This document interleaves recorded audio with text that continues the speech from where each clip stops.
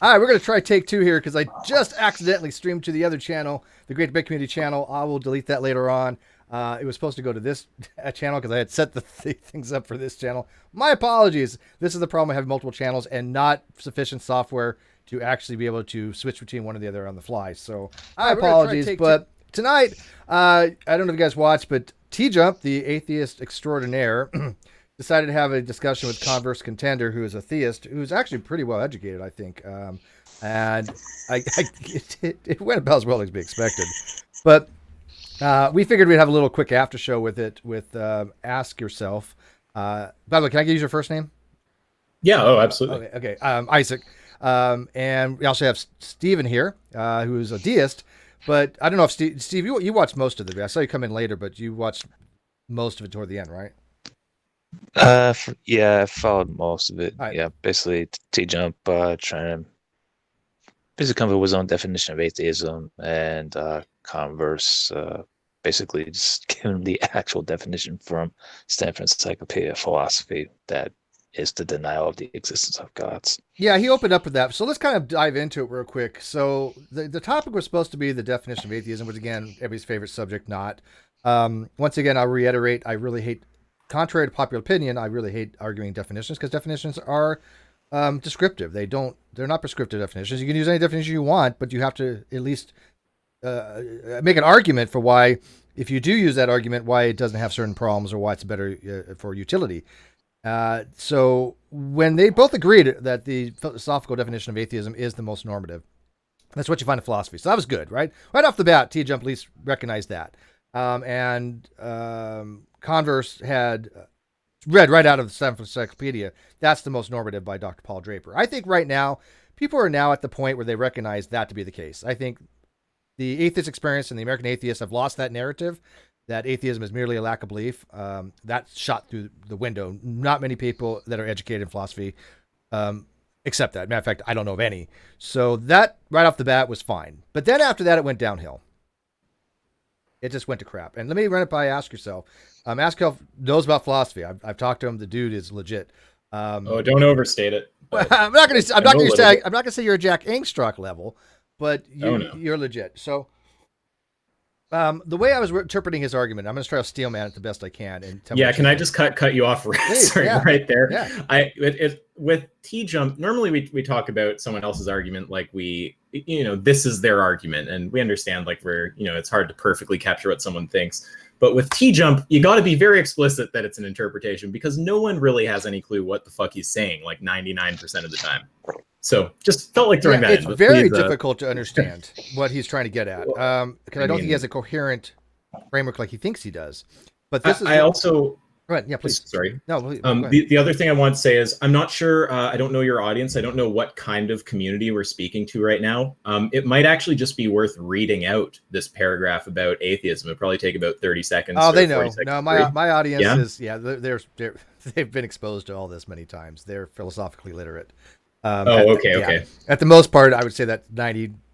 I love that number. It's an inside thing, but 95% of my audience is extremely literate on this topic.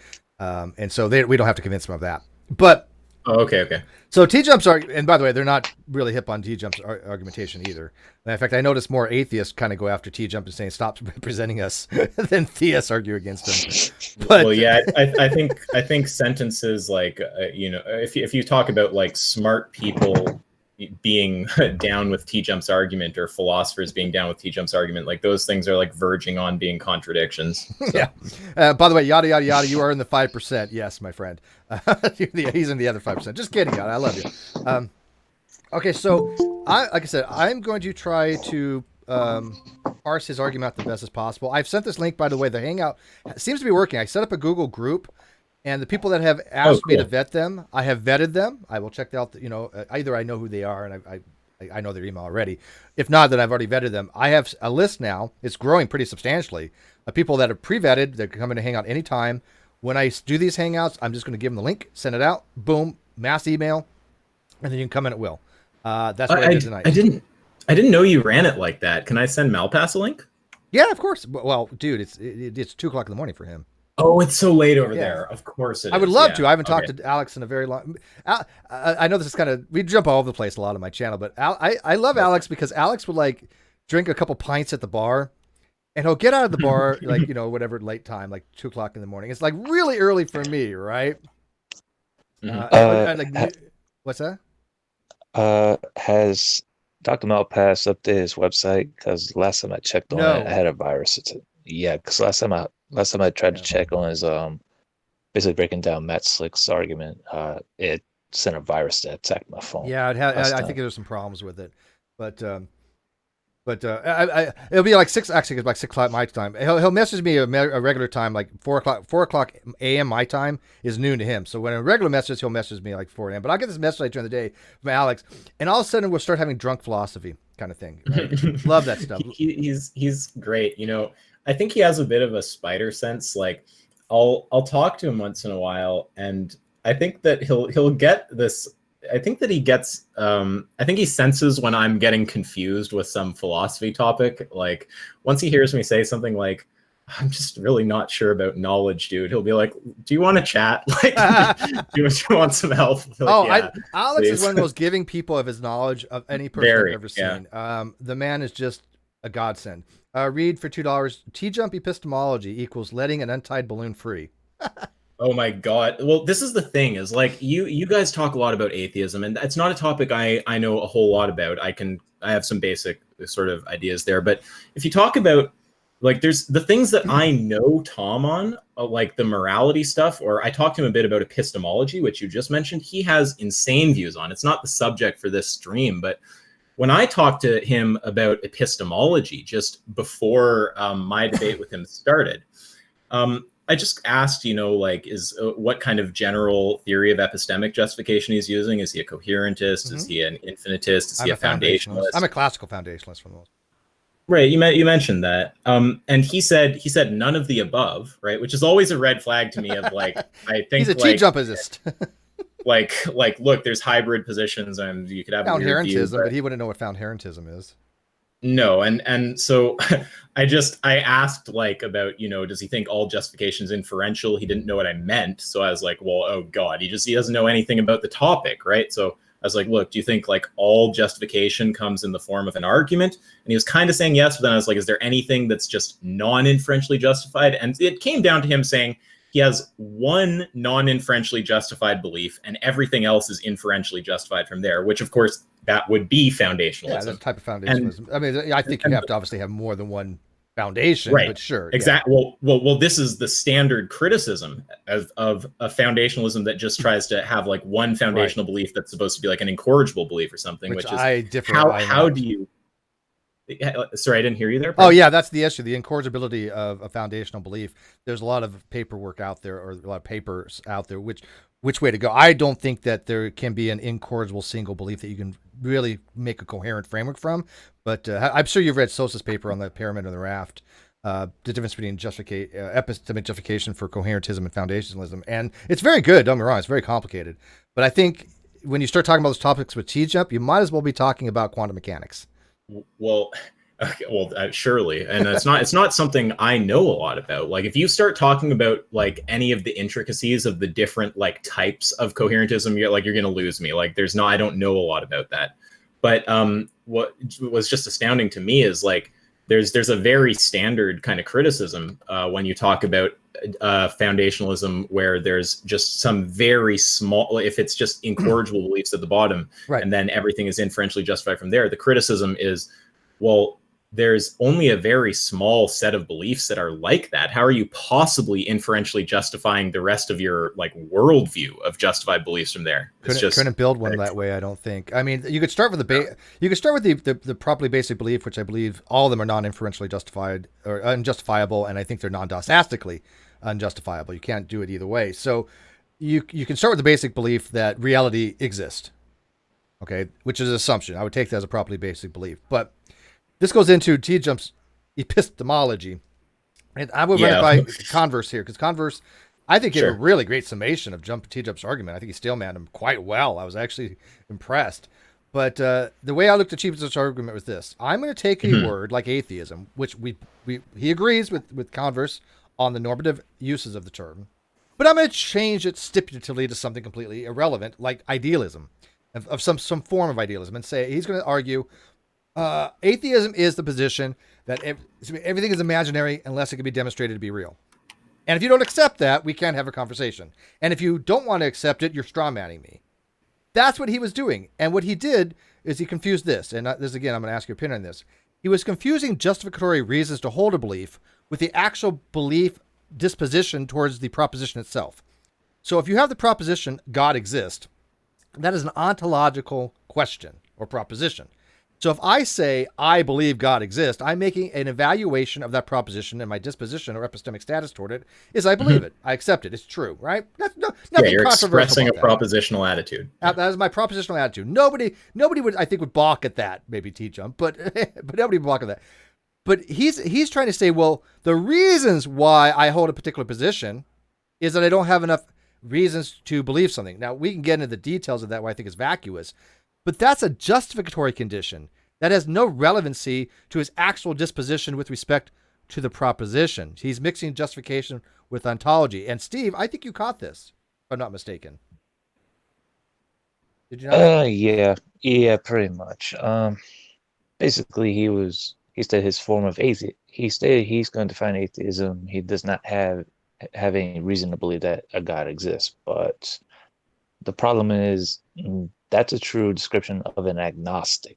So how can you distinguish between atheism and agnosticism when you're going by that definition? It's no different from the lack theist, the lack belief definition.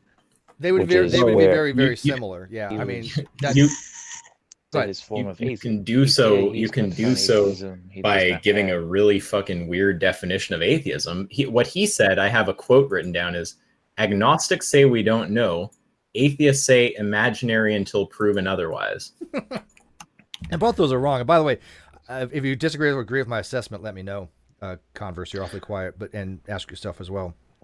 But yeah, Isaac, there's a problem with what he said on there, because he's automatically trying to say that agnosticism is knowledge, which of course we all know by now. When we're talking about the ontology of God existing, knowledge has nothing to do with it. It is a belief disposition, not a knowledge disposition. So it is the position that you don't have a belief either way.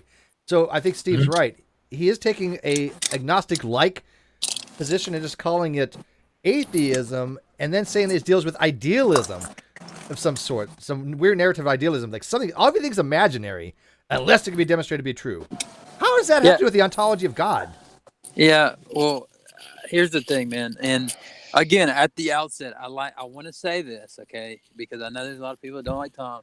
Tom was willing to have a conversation with me, so I just want to point that out, because, like I say, man, there are other people, and you already know, Steve, who that just say they want to have. It's not that they want to debate me; it's that they say I'm tired of talking to Christians, and that's all they do on their channel. Like that's what their channel is about. So, I agree with that. With that aside, yeah, did you guys happen to catch? I actually research people before I debate them. So like, I want to like watch your videos and like find out everything I can, not to try and beat you, but so that we have a productive conversation and we understand each other. So, did you guys catch whenever he said, "Well, atheism's different than like morality, because morality has an objective meaning." And then I said, "Yeah, but you said in your debate with Drew that it didn't have an objective meaning." And that it wasn't defined objectively, and then he had to explain all that back, and he's like, "Oh, what I meant by that was," and he had to explain it all. So, the only thing you can do when somebody says, "I'm going to make my own definition," we'll go by that, is try to hold them to consistency. Right. That's the only thing. So that's what I did. I kept showing, well, that's inconsistent with what you're doing here. So I think exactly right, but he wanted more than that. He was like, "If you don't accept my definition, you're strawmanning me." Right. That's what I was saying, with you. Right? And that's like, no. He's like, you have to accept my definition, kind of thing. We're like, no, you don't. But Adam says for $5, Converse Contender and Isaac did really well, but it is saying much. But it is saying much when Tjump lost to Kent on Giants. I think it means it's not saying much when Tjump lost to Kevin Hovind on Giants. Well, I don't know the history there. That sounds Maximilian, hilarious. one more thing. Maximilian for 50 crones. And by the way, Maximilian, just throw it out there. On my Facebook and on my Twitter, he works at a bar. in Sweden, and he was really doing the cocktail menu, and I'm very flattered that he got a hold of me, and he asked me what kind of alcohol I like. I told him I like whiskey, and I do drink Maker's Mark. And he has a drink on the menu named after me called the McRae. It's Maker's Mark and sweet and sour and some other stuff. Blueberry. Looks really yum. We're gonna try it. So thank you very much for that. I'm beyond honored. Tjump was getting on my nerve at some point. That kind of vagueness is disingenuous. It is 3:20, and now I'm wide awake from irritation. Right. Well, this is the whole thing. Okay, Cheers. So there's so much I want to say without taking up the whole stream. So like, Steve, you made a point, and it was about like some kind of difference between, I don't know if it was justification for belief or the thing is, I didn't track that onto what he said. It's probably because I don't fucking understand what he's saying, but that's why I didn't have a reply to that. With what Converse said, I did catch when that all happened. It's so strange that he'll just say, like, when it's convenient for him, he just kind of declares things objective or subjective and says in some cases you need to have a definition that reflects objective reality, and in others you don't. Like, I have a quote written down from him here that's like kind of similar to that. Someone asked him a question like, why do we have to use like the kind of accepted definitions among professionals with science, but not with philosophy? Right. And his response is that he said something like evolution, which I guess the example of science, evolution is objective and personal positions are subjective. Oh my God, I remember that. I wanted to die. Okay, you can go. I could just explode on that topic, so you can go ahead. No, take it. I mean, I got 2 seconds on it. That's it. But well, the implication is that somehow positions in philosophy aren't positions about objective reality. Like, right. which is exactly what philosophy is supposed to be, trying to figure out what is objective reality. It contradicts his own position, which I take his moral position to be a philosophical position. Isn't that supposed to be a position about objective morality? Yeah. But don't even get me started on when you said sorry, I'm so sorry to cut you off. Just when you said vague, like vague was just, it's the perfect word, because the thing is, like, look, when I go into a debate, I'm trying to understand what someone is like. My goal is just to get to the truth. I want to understand what it is that they're saying, and then if I agree with it, I'll agree. If I don't, I'll probably ask for an argument for it. But there's a stage before that, which is just comprehending what's being said. And Tom can't get through that stage, right? Right. When you talk about him being vague, when I talked to him about morality, I don't know if you guys saw this whole debate. I spent so long just trying to extract from him what he's saying about morality. And I never even reached a stage of getting to like arguments. Because it's gobbledygook. Yeah, I watched it's nonsense. Real quick before Converse, I'll just throw my 2 cents. By the way, you nailed it. Philosophy is what philosophy is supposed to be in that regard. By the way, Steve, are you snorting coke or something? No. Not judging, but just it sounds weird. But I was going to say, the word evolution, right? Now, I've said this a million times. People know by now because I do biological stuff as well, a little bit, not heavy into that field. But evolution is the change of allele frequency of in a given population of species from one generation to the next generation over time. And he could say, well, you know what? I'm going to change evolution to mean this. But when you asked him that, he's like, no, evolution has already a meaning. It's in science, blah, blah. It's like, then what are you doing that with atheism? How is that any different from what you're doing right now? You're taking atheism, which has a well-understood meaning in philosophy. And by the way, even if you wanted to use a negative definition for it, if you even wanted to use a lack of belief position for it, okay, whatever. I think it's stupid, but knock yourself out. You can. But he was trying to make it into a very stipulative type definition, about more like lines of idealism of some kind. So why couldn't you do that with any word? Because that's what you're saying. Words are malleable or words are arbitrary. You make them anything you want, which is true. They're signifiers. They don't have any inherent representation or inherent meaning to them. But what kind of argument is that? Well, because some words are about objective reality and some are about subjective reality. And apparently the only thing philosophers talk about is subjective reality. Well, the other thing is this. You guys notice, now I've only got a few minutes, so because I'm picking up a pizza right now, and I'm gonna have to I noticed when your camera went on. Go nuts, man. I'm gonna have to spend the rest of the night with my lady. So I don't blame you. But are you referring to the pizza as your lady? Hey, food, don't knock a good pizza, man. I'm doing the ribbon of grape, a pepperoni. Yeah. Right. No, but exactly what you guys are saying. I specifically formulated what I was going to say so that I could hit this from all angles because I knew he wouldn't agree with me.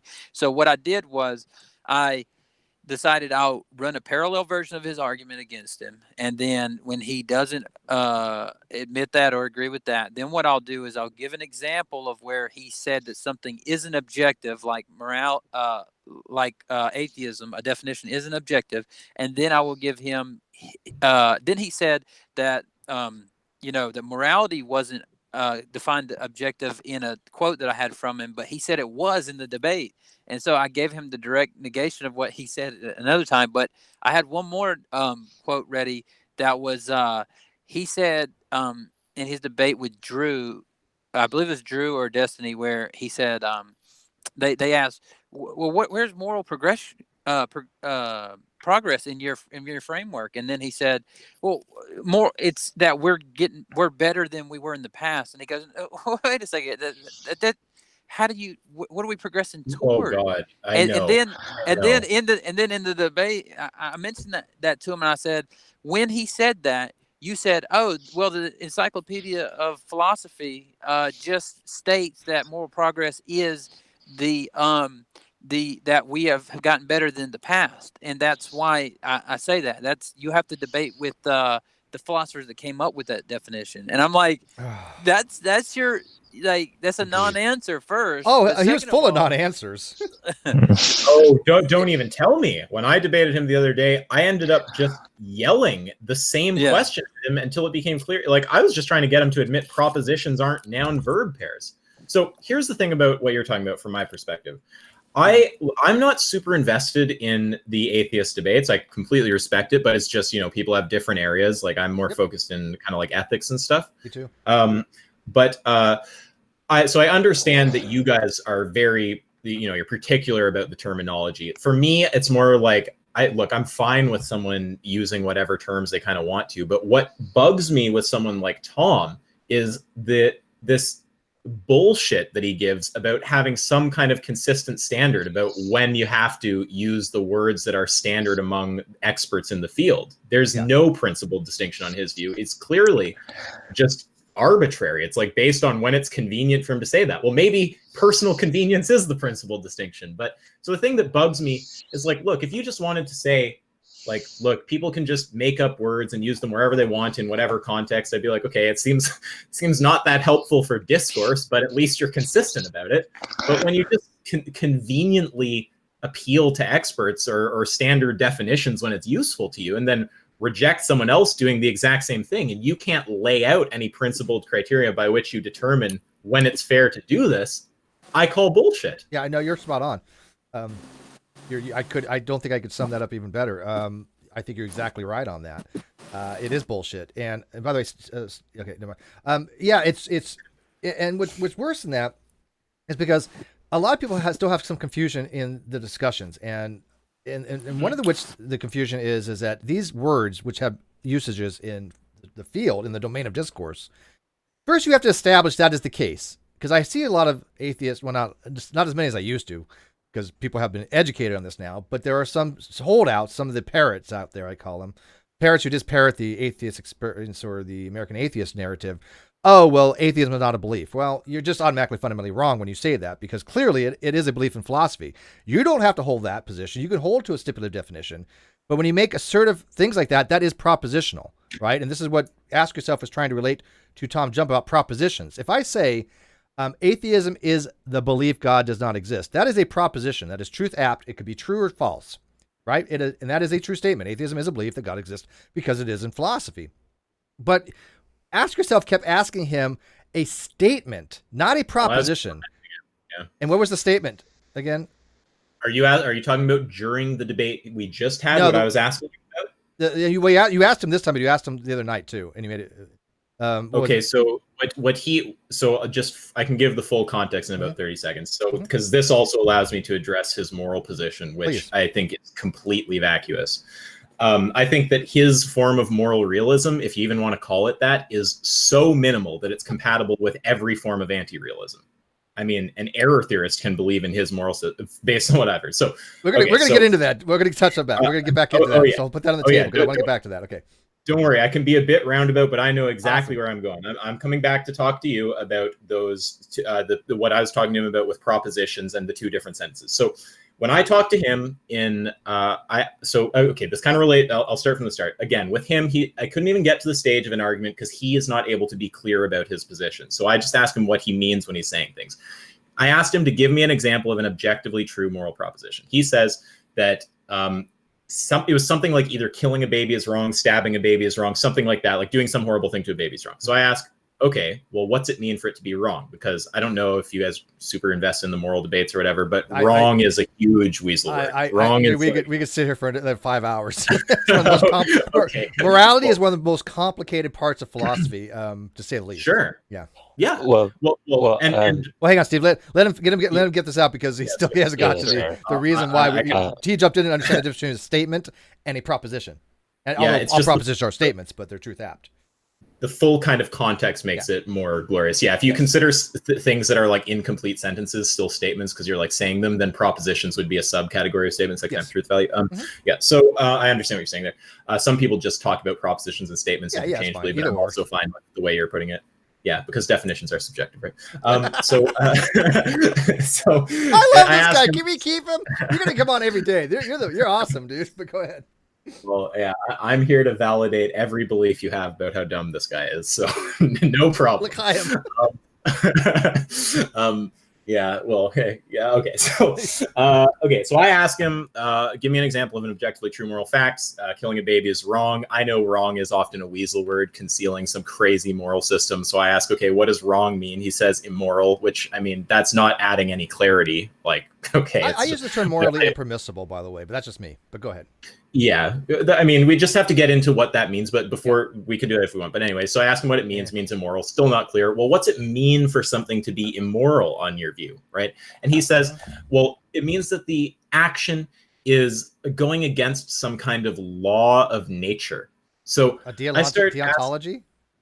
Well, that we can get into that, but basically to speed up through the rest of it, I asked what the law is, and he gave different answers to this question. Now, funnily enough, he's actually just uploaded a video, which he claims to be, he calls it "Ask Yourself Got Destroyed" again, and it's like recording. He's arrogant as fuck, dude. By the way, well, and this recording, I was recording on the other end, planning to, and I still will upload this on the Discord archive because this is just him humiliating himself in front of a room full of people who know philosophy, claiming that things that aren't propositions are propositions, disagreeing with the consensus, all this crazy shit. Anyway, he uploads that.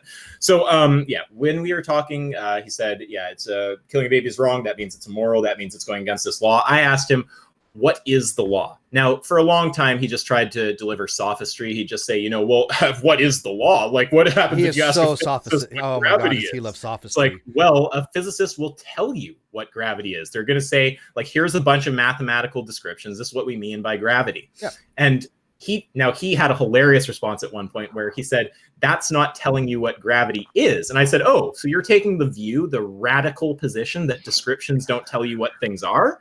So that's a whole other road. But anyway, eventually, when I swear to God, we can spend 5 days, and there's like 6 different things in my head right now. I'm like, oh crap! It's like infinite sophistry. Infinite sophistry. That's a good way to describe Tom Jump. Infinite sophistry. Yep, absolutely. Sorry, so I'm going forever. I'll just finish up. So anyway, after pushing through all this sophistry, where he tries to avoid saying what the law is by trying to make an analogy to physics and say like physicists can't tell you what the law is, even though they can give you mathematical fucking descriptions of the laws they're talking about.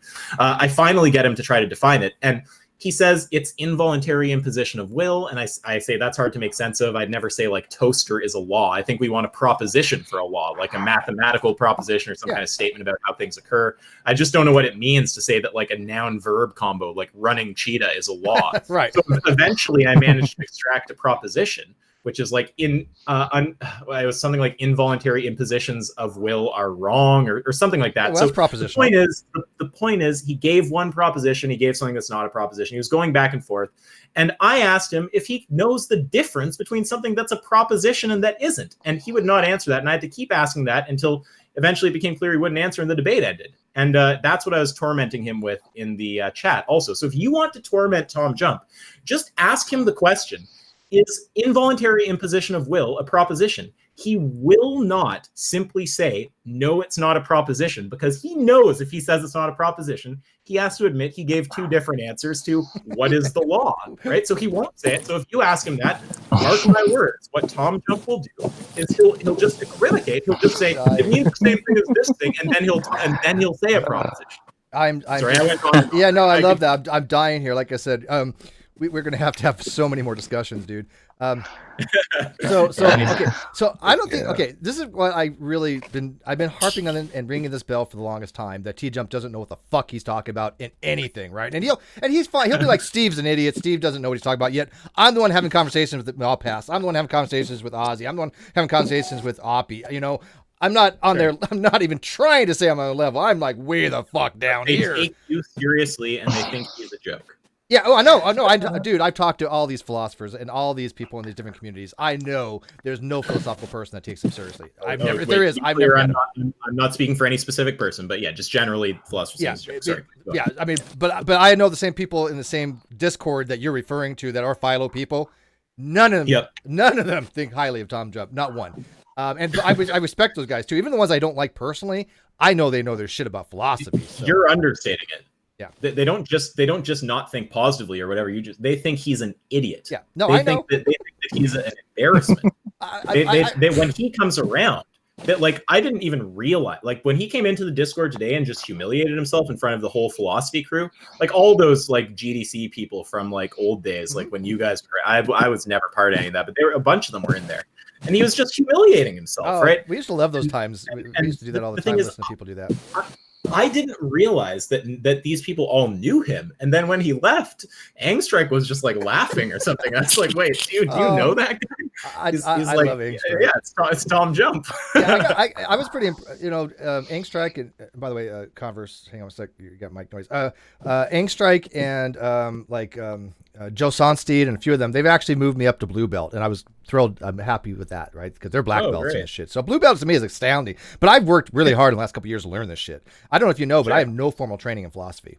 The only course I ever took was I took a course in critical contemporary rhetoric, it was called Contemporary Rhetoric and Critical Thinking in Contemporary Rhetoric, where you learn about informal fallacies. So I have studied informal fallacies in college, but other than that, everything I've learned myself, and they've all said that I've upped my game in the last 3-4 years immensely, and I really take that to heart because I really have worked hard to read a lot and try to comprehend. But thank God for people like Malpass and Ozzy and even Jack and other people I've gone to and say, hey, can you help me understand these concepts? Real quick, Paul for $10. Steve, you're awesome.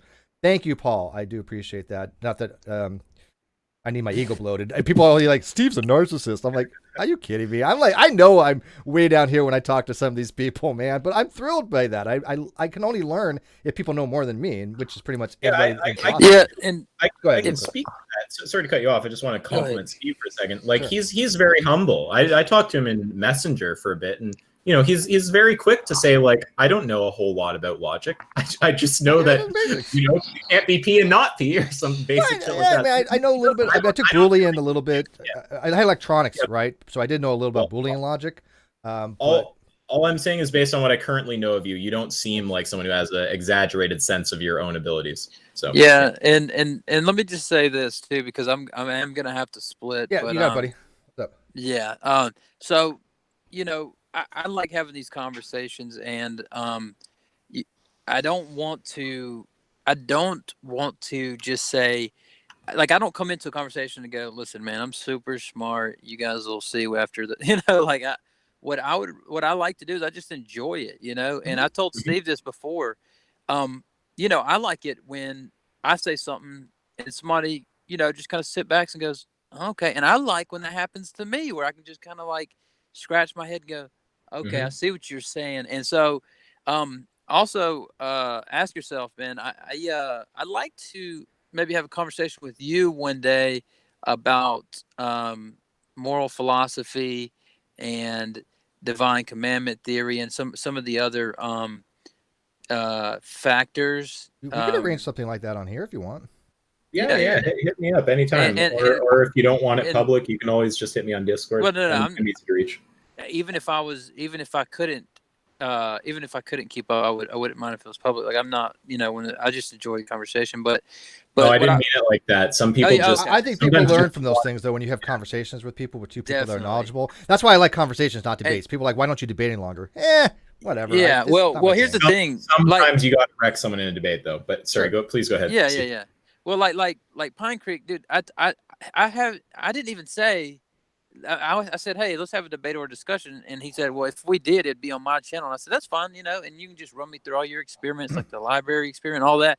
And he goes, well, I'm kind of getting tired of talking to Christians, and I'm just like, okay. See, I love talking to all kinds of different types of people. Are you gonna quit your channel then? I mean, like, but the other thing is, the last thing I was gonna say is, I'm having Ben Arbor, a philosopher, on my channel next Wednesday.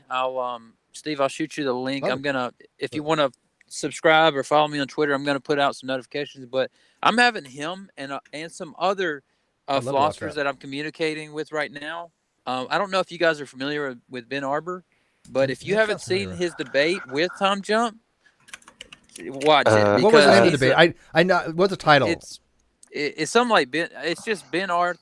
It's like Tjump versus Ben Arbor or something like that. It's on Tom's channel. All right, I'll check it out. But Ben Arbor's a super wise philosopher, man, and like he knows what he's doing. So anyway, I'll have him on Wednesday. If you guys want to, email. Steve's got all my information. If you guys want to email me some questions, I'm going to ask him some questions like, who's your favorite atheist and why? What's the new developments in philosophy and like, on each side of the debate, and like a lot of good questions that I think that he'll be able to provide. I would love to ask some questions.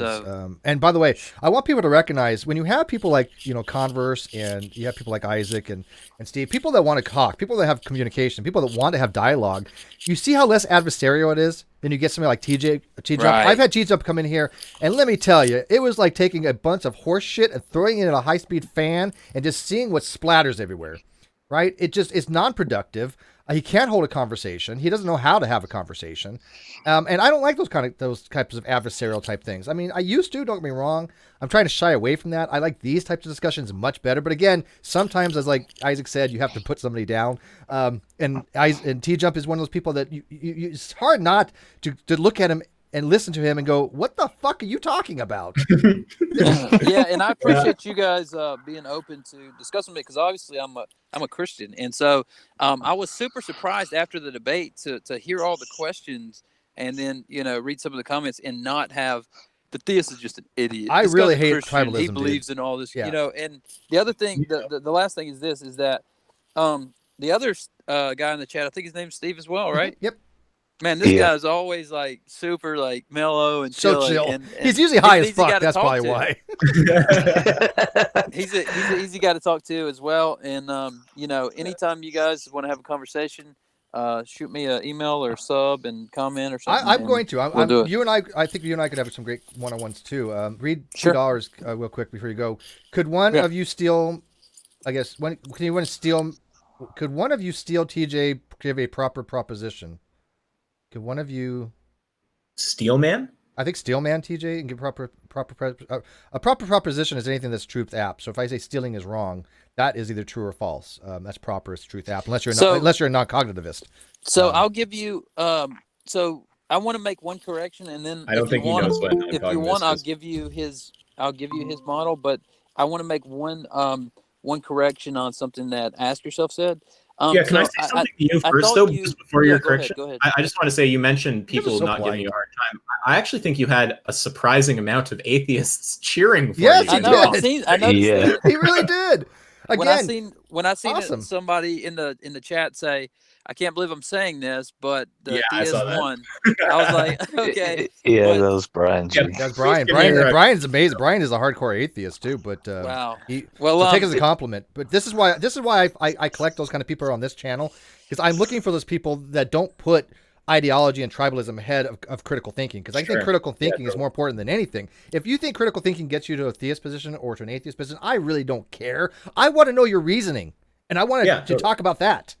Right. Yep. And ask yourself, here's the correction I would make just for your, because this is just the way my mind thinks, just for your knowledge, is when Tom said that gravity doesn't tell us, or the law of gravity doesn't tell us what gravity is.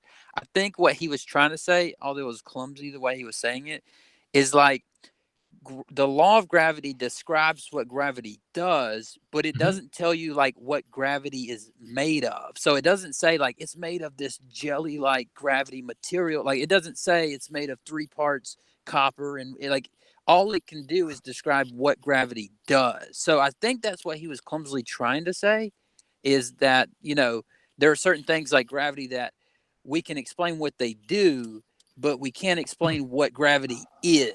You get what I mean? No, by no, that? I do kind of understand he was getting there. I thought it was weird when he started talking about morality as some kind of physical substance of some kind. that kind of, like I don't think.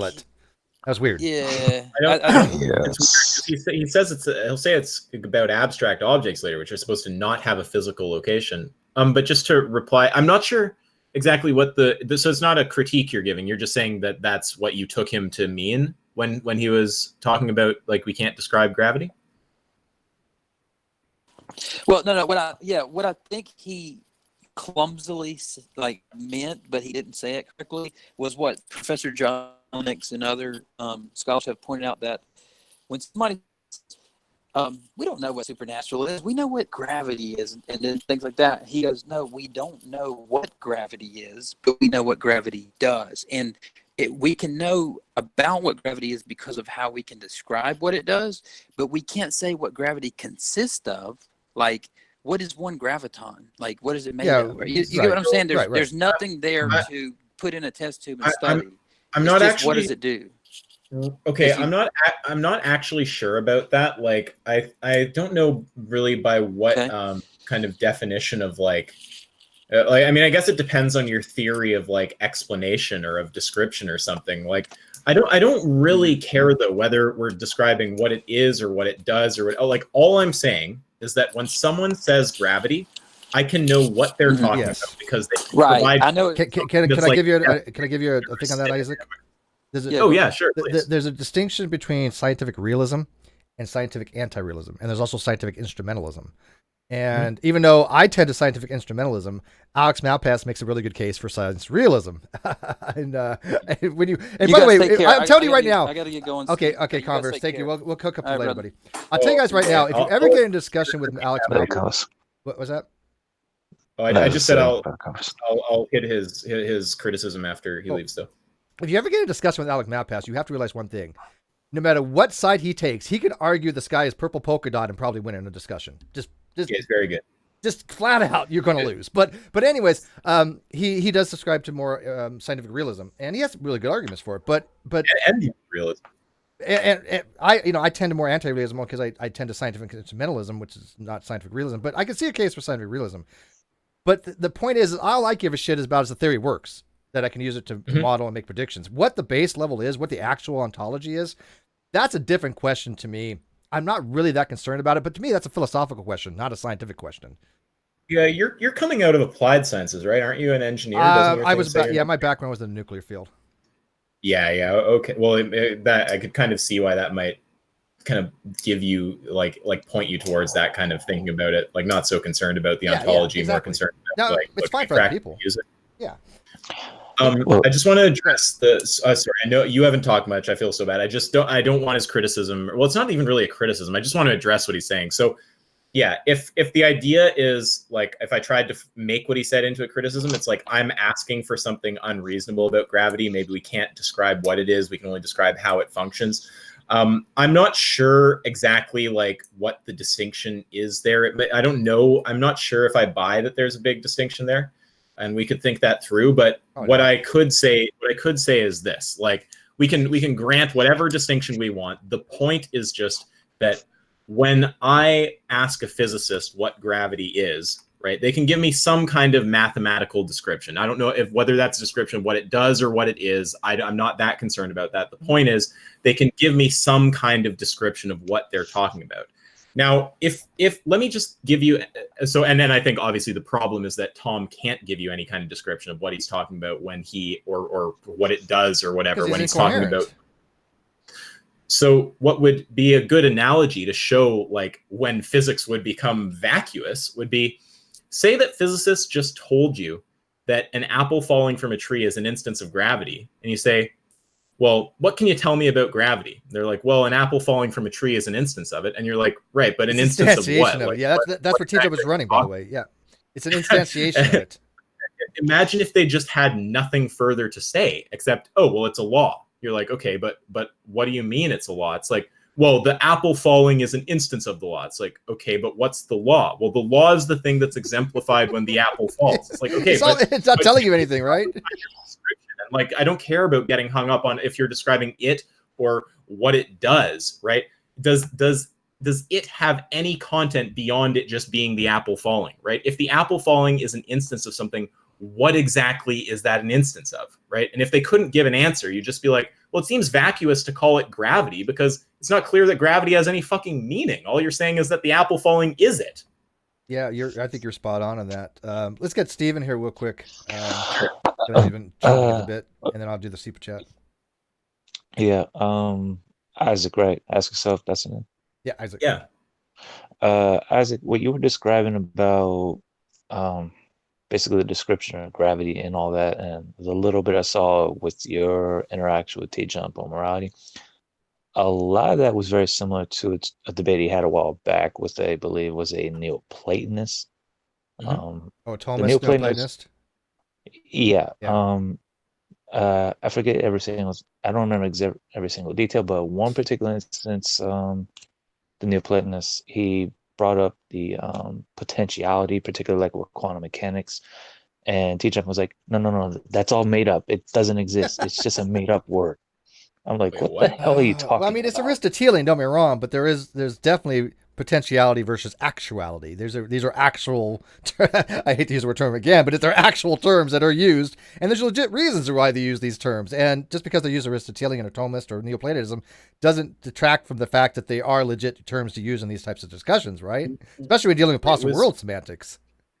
Was he saying something about quantum physics doesn't exist or potentiality doesn't exist? The potentiality and the actuality was what Neoplatonism was involved, particularly like what Steve mentioned. It's a Aristotelian category. Well, I mean, okay, so I don't want to just jump down any like Tom must be being stupid because he's Tom thing. Like, I'm not sure exactly what it is, but I'm not sure exactly what someone might mean if they said something like potentiality exists or doesn't exist. Like, that's a kind of weird, like, it sounds like metaphysical. So I don't think I'm going to take a stand. Metaphysics is great. But yeah, it's simple. But the way I would describe it, and then Steve, tell me, because you study this stuff a little bit. Potentiality is the ability to act, and actuality is the action taking place. Something along those lines. Pretty much, yeah. Pretty much. And we recognize that these things are the case, and when we're talking about cause and effect, when we're talking about the potential things to do something, there's a potential state to be had. And when you get into what's called possible world semantics, we live in an actualized world. This is a world. Possible worlds are indexical, so the world that you're in, that is the actual world. So we live in the actual world, but every other world that possibly can exist is a potential world or possible world that can exist in that theory, right? Doesn't mean they actually do. It depends if you're a modal realist or a modal analyst. But this is what we mean. When we get into these ontological questions of why did God create this actualized world, you have to get into those types of semantical discourses. I think so. Would you agree? Sorry, is that directed? Either one, yeah. Steve or whatever. Oh, you go ahead, Steve. I've talked. No, you go ahead, Isaac. You guys are too polite. This needs to be at least a little bit more adversarial, for God's sake. Don't make you get Dave in here. He'll shut you both down. Hi, Dave. Funny. Yo, what up, Dave? I don't know you, but nice to meet you. Dave's my producer for the Non Sequitur Show. Oh, okay, cool. I'm doing well. Do you have some input that you want to throw in? Actually, no. This is actually quite fascinating to me because I've been watching Tom Tjump for over a year now. He's been on probably off and on the Non Sequitur Show, and then your channel a couple times, a couple other channels. It's like watching a train made out of wood wreck. Good analogy. Tjump is just because he doesn't have any metal framework. He doesn't have any framework, any actual framework. How about balsa wood? He doesn't even have potential framework. I would say he's a trained man out of balsa wood, but I think you're right on that. Let me read the super chat real quick. Maximilian 50 crones at Converse, who's no longer here, but great job against Tjump. I'm one of the atheists who deeply dislikes God as much as Tjump's arguments. Real quick, I want to kind of get back to where we were a little while ago. There's some stuff where he's kind of tabled. Oh yeah. And there's so many things we can talk about. And then, by the way, we're going to have more discussions like this with you. Trust me on this. But one of the things I really wanted to make clear that I don't think that Tjump understands, and you can tell me if you have the same kind of analysis. Tjump doesn't understand that when we're talking about objectivity, when we're talking about propositional things like objective morals, these are morals that can exist that we can discover on our own, that we don't have to have somebody told us what they are, that because we have to have some kind of subjectivity to them. For example, if Dave's here said, Steve, I have a toothache. Well, I have an epistemic limit that I cannot access that information. I cannot put myself in his mind to experience that toothache. It is subjective to him. So therefore, it is a subjective case. An objective case would be something that we both could look at and go, yeah, we both agree on this, right? So if there's a moral fact out there, which I do believe there are, we could objectively look and say, yeah, we both agree this is a moral fact. Even the subjectivist will agree they're moral facts. But I don't think he realizes that these are meta-ethical theories, not normative. And so when we're talking about objective morality, all that really is saying is that there are propositions that exist, that are truth apt, that represent a moral fact that is independent of subjectivity, basically in a nutshell. And I don't think he understands that, because if you start talking about moral error theory to him, which I happen to like moral error theory a little bit, even though I'm more of a moral realist, Mackie makes some good arguments for that, right? That there are moral propositions. They do express moral facts, but they're all untrue or false. I tend to untrue, but whatever. He doesn't seem to understand that that's a meta-ethical theory. It doesn't deal with absolutism. Absolutism tends to be more of a normative, that some moral fact is always wrong. Now, I think there are moral facts, and I think there's a good case for objective morality, but they have to ground it in something. As soon as you ground it in something, then you can build an objective moral framework. I got no problem with that. Harris does it. Dillahunty does it. No issue there. Wait, but okay, sorry. You can go ahead. So I'm not sure I understand what exactly the critique is of Tom. It sounds like you're saying he's making some kind of category error. I don't think he understands what objective morals. He says he subscribes to objective morality in some regards, like moral realism, right? But I don't think he. But really... but he doesn't think there's like, it's not clear. He thinks there's like a mind independent like fact of the matter, that some proposition is like true or something. Is that what you're saying? Possibly. I don't know. This is where you really agree. We don't know. He doesn't understand. He doesn't explain it very well. This is the problem when a room full of people who have listened to at least enough philosophy to like be able to follow the average conversation can't make any sense of what you're saying. And I know also that like the kind of people who are like actual philosophers who I've talked to also have no fucking clue what he's saying. So I don't know if I even want to commit to like he's making a category error or some he's talking about normative stuff as if it's meta ethics. I don't know what he thinks. That's what it seems like. Now I can't say that either because it's so confusing, but I think he does conflate normative ethics with meta ethics a little bit. Maybe. I don't know. Again, I mean, I'd need a precise example. I'm not opposed to that being true. I'm always cautious about my statements when I'm not sure. So I'm not totally sure if that's something he does or not. But he certainly has. Oh, sorry. Go ahead. Well, no, you can go ahead. I was just gonna say I think I can give you maybe an example. Sure. Okay. Remember Sammy Jenkins, $2, by the way. Gain more from the after show than any Tjump debate. Thank you, Sammy. Thank you. So let me think. I'll give you an example. When he starts talking about wrong and right. And by the way, you said it right on. These are difficult things to determine what we mean by wrong. Yeah, right? He doesn't have any clear definition. This you can destroy him just by asking what he means by it. Absolutely. Matter of fact, Mackie has that exact argument. When you instantiate stealing is wrong, Mackie would argue in moral nihilism or moral error theory that there is no property wrongness to instantiate that proposition to make it an actual proposition. That's why you have something like emotivism or prescriptivism, right? Some other non-cognitivist type position. And that's fine. There's problems with there's no one solution to these types of ethical theories because they all have issues. Like I don't know how deep you get into it, but have you heard of the Frege-Geach embedding problem? Oh, that's the one about with non-cognitivism, you Mhm. have to develop your own semantics to like do moral like discussion and Yeah, inference and complex stuff. discuss. Yeah, I exactly don't, what it is. Mhm. that I barely know about, but I have an idea what you're talking It's about. just it's not it basically in a nutshell. It's just basically saying how do you have simple structured arguments go to complex if these things are not represent a proposition. Like if I say proposition 2 is stealing is wrong and I change that to boo stealing, it no longer is propositional. How do you get content out of that? How do you make complex things out of it? And that's a problem. It's called the Frege embedding problem. But with Tjump, well, I'm trying to think that the best way to give an example why I think he confuses normative with meta ethics. When he starts talking about right and wrong, these are what people do in a given situation, right? These are what your ethics are normatively, and you can appeal to different things. Like, okay, well, I'm going to do this because it has a best outcome, consequentialism, or it has the best depopulation, right? More people, utilitarian type approach, or I'm going to do this because situational ethics. It's the most agape way of looking at something, right? Because it's a lot more toward what you know, grounded in love, and what do you do in a situation to have the maximization of love. These are all different normative ethical theories you can appeal to. I don't care if you appeal to which. You can appeal to multiple ones, right? I really don't care, but at least you can appeal to one. But what he does is he thinks that objective morals, I think, is normative. Like if you say the proposition stealing is wrong is objectively moral, which means it's truth apt with something we can look to find out that it is objectively true or false. He thinks it means absolute, that it's always wrong. And that's not the same thing. That is absolutism. And that's why I think he conflates them together.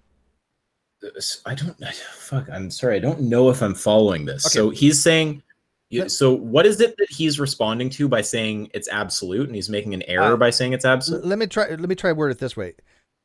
Okay. An objectivist, okay, and a subjectivist would both say that the proposition stealing is wrong is truth apt. Yeah, sure. Okay. Both of them would agree there's a moral fact of the matter to be had there. Whether they agree or not is true or false is really, to me, irrelevant. What they agree upon, there is a moral proposition there that can be evaluated. The objectivist says, we can look and see if this is something that is true or false. The subjectivist says, no, we can't. It's all what we think it is. You know, it's all based upon our personal experience or no bias, right? There's no objective matter ontologically to be had. There's no I relate it to this, and I might get some flack from the heavy duty philosophy people, which is fine. It's an analogy. But in truth maker theory, when you have like a correspondence theory, there's a truth to be had. There's a fact of the matter, a truth maker they call, that makes a proposition true or false.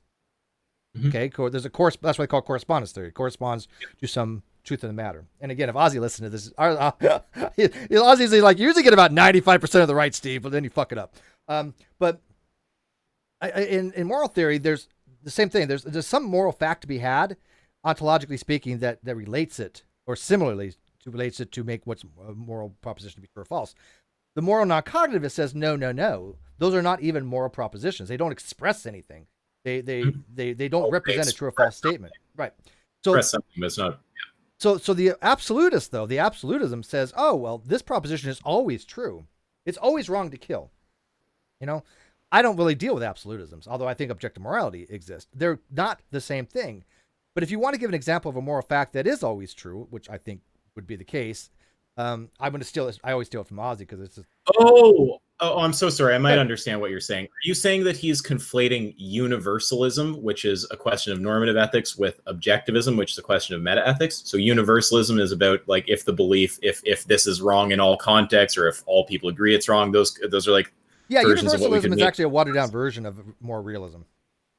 There's more absolutism. Okay. There's more absolute. Okay, the absolutism could be actually a normative or meta. There's more absolutism, There's more absolutism, moral relativism, and universalism. They're all different kind of levels in some degree.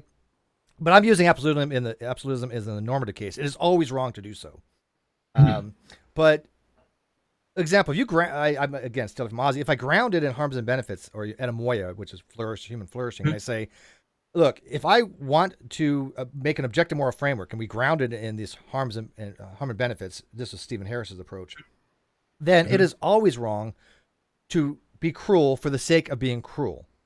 Wanton cruelty is always wrong. There's no possible way that we could say that wanton cruelty would always be morally permissible. I agree with that. I think that would be the case. It depends depends on the normative theory. Like if somehow wanton cruelty produces the most well-being, it would be good for a utilitarian. But that appeals to a normative case, right? But if you ground it, if in the meta ethical position, if you ground it in something, statement will always hold true with respect to the grounding.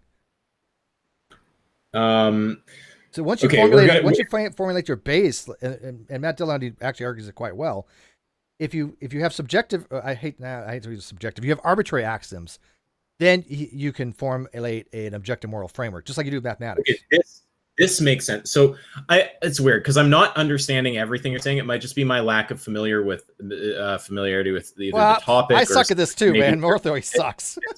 It might. I'm just saying it could be that it's my fault. So don't blame yourself. But I do know what you're talking about there. So the kind of approach Dillahunty takes is he says that what he is saying, although I don't think he'd put it in philosophical language like this. You know, obviously what a hypothetical norm is. Yeah, as opposed to a categorical norm. Yeah, so a hypothetical norm is something that you ought do given that you have this goal. Yeah, so on Dillahunty's... Yeah, that's exactly what he does, by the way. He's goal-oriented. Right. He says, is ought. If you want this to be goal-oriented, then you ought to do that. That's a hypothetical narrative. Yep.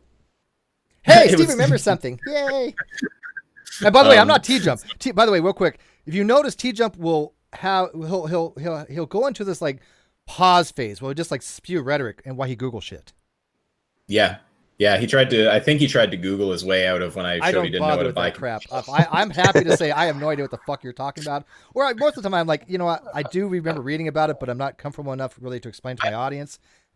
And I'll tell people I don't fucking know, but that's not what Tjump does. Jesus. I can kind of understand the motivation. Like, I mean, when you're sitting here saying something and I'm not sure I'm tracking, I can feel part of me want to be like, yeah, like I agree. Just so it's like I'm not the guy who's not fucking getting it, but I try to my best to just be honest. Be like, look, I'm not sure if I understood all of that, Steve. I understood the last part. So, okay, now so all I was saying is, yeah, on Dillahunty's view, although I don't think I've heard him phrase it like this, but it seems clear this is what he's saying. And another irony with Dillahunty, I'm just saying this is his view. I don't have to say this is my interpretation because I have no fucking idea what he's saying. Which is what you have to do with Tom. So Dillahunty is just saying, we can have this kind of objective morality, but it's all hypothetical norms. So the goal part is subjective. We set the goal. There's not some objective fact about what goal is correct. There's not some mind independent standard by which we can say like the goal of maximizing well-being is better than the goal of, following rules or something like this. But he just says, once that goal's in place, then you can have this objective discussion, making use of the totality of our science to determine what will bring about the kind of goal that we want. So that I agree with. I have no problem with that. Issue with that either. Although he has to be real careful because I think, and I'm not going to go on a limb and say I think this. I know this is like Matt's position, but it is reminiscent of some people I've talked to who thinks that science is the only way to acquire knowledge, and I think that is, well, by definition, I hate to say that, but that's scientism, and I don't think that's the case. But I don't. Maybe Matt verges into that. I don't know his position. But the rest you got it right. Yeah, I definitely agree with you and Matt on the hypothetical.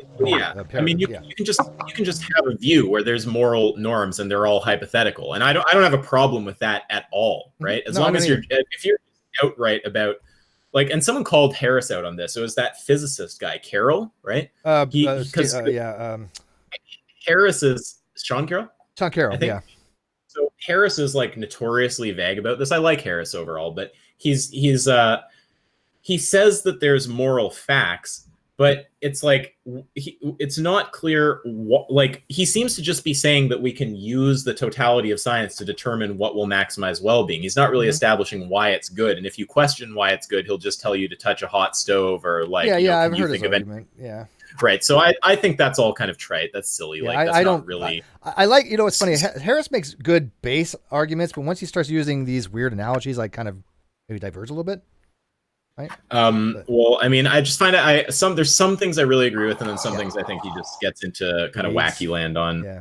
But we were talking about hypothetical norms. Okay, I don't remember my exact point, but the general thing I was getting at is that I don't have a problem with if someone says like, oh yeah, scientism, that was it. So you could have a moral system where norms are hypothetical without there being any kind of scientism. So if Dillahunty edges into scientism, then fair enough. But the point is you could have that kind of system where moral norms are hypothetical and, assuming there's not scientism coming with it or something, which it by no means has to, I'd have no problem with that. I completely agree with you on that 100%. Again, I don't know if that's Matt's position. I also agree though, because I had this discussion with Carrier, and actually I think Malpast kind of broke it down too. Carrier thinks that he did make an is from an ought with a categorical normative, and people have explained to him, no. And by the way, I haven't liked Carrier, but I was really kind of stunned by this too. What Carrier was doing, he was taking a hypothetical imperative. Yeah. And yes, you can make an is from an ought with a hypothetical imperative, but he wasn't making it with a categorical imperative, which is Hume's actual problems. That's Hume's razor has to do with a categorical imperative, make it is from an ought. And he wasn't quite doing that. Did you catch that? Did you see what he was when he wrote about that? Ask. Or Steve, was this the one where he was saying atheism's already met its burden of proof, or was this a different one? It's a different one. Then I'm not familiar with it. Okay. I'm just familiar mostly with Carrier's work, particularly with his mythicism and that particular issue with atheism from a few months back. I'm like with Carrier, he has some education in philosophy from what I can tell, but historically he's I'm sorry, I have absolutely no respect for historical dishonesty. Yeah, a lot of people don't like his mythicism and historical stuff, and I get that, right? But but dealing with the moral aspect, Isaac, did you notice though when people think they make they have an is ought, but it's a hypothetical normative, not a categorical normative, and those are vastly different things. Well, yeah, I mean, I don't know if we'd really say hypothetical norms jump the is ought, yeah, but without getting derailed into that, like the general thing you're saying, which is people find their way to hypothetical norms and think they've discovered objective morality. Yeah, of course, I've seen that a million times. Right, that's what I've seen as well. Nonsense. Yeah. Bingo. Man, wow, I'm telling you, man, this morality stuff takes a lot out of you, and this is why I keep telling people it's nothing you just. Okay, I'm gonna throw people under the bus because I don't even care anymore. But there's certain YouTubers out there, for example, I know it's been a long time, but I don't really care. But people like Bionic Dance, who has been around for like 7 years, who talks about morality as if she knows what she's talking about. No philosopher agrees with her. Everybody thinks she's inept. And yet she'll be out there bad-mouthing me and start spewing the most ridiculous stuff about morality and objective morality and subjective and not know the topic, right? And this is what I keep telling people. This is not easy stuff. If you want to have these conversations about morality, you at least got to read something. You have no choice. And she doesn't read any of them. And I don't think Tjump does either. I literally... One sec. You guys Just are one talking thing. to each other. Go ahead. I'll take an even lighter position than you. You don't even have to read shit, okay? Just be honest about your level of knowledge. Oh, that's fine too. That's fine. Main... Okay, fair enough. I'm going to grant you that. I literally got into a 30-comment thread on one of YouTube videos over the definition of atheism. She did not get it right once. Look. I don't know how many times I can say it. I'm not. By the way, I'm not coming down on you, Steve, but not you. But in general, I know you don't hold this, but how many times can I say it? There's no argument to be had anymore. The argument was back when, way long ago, that American atheists and atheist experience were putting out this narrative that atheism is only a lack of belief. There are no other definitions. There are no other usages. That is it, bar none. By fiat, not stipulative, prima facie, that's what it is. Well, people came along like Ozzy, myself, and some other people and said, wait a minute here. No, that is not the case. And we got so much shit for about a year from people. I mean, ask Dave. He was around during the time. My God, the shit that rolled downhill from people that thought they knew what they were talking about, that had no experience in this stuff, was shitting on me left and right. But then all of a sudden, people that were educated or wanted to know about this stuff started looking into it and going, oh, motherfucker, Steve's actually right on this shit. And now more atheists have been coming around to that. And I got to tell you, Isaac, and I mean this from the bottom of my heart, the atheists that have adopted at least the recognition, right? They don't have to adopt the definition, but they've adopted the recognition of the usage of the philosophical uses of atheism, have become much better interlocutors and much better at debating than the lacktheist ones, the one that just say no, there's only one definition. I mean, if you listen to Aaron Ra talk about this kind of stuff, it's just cringy. You know what I'm saying? Well, yeah. I mean, I think that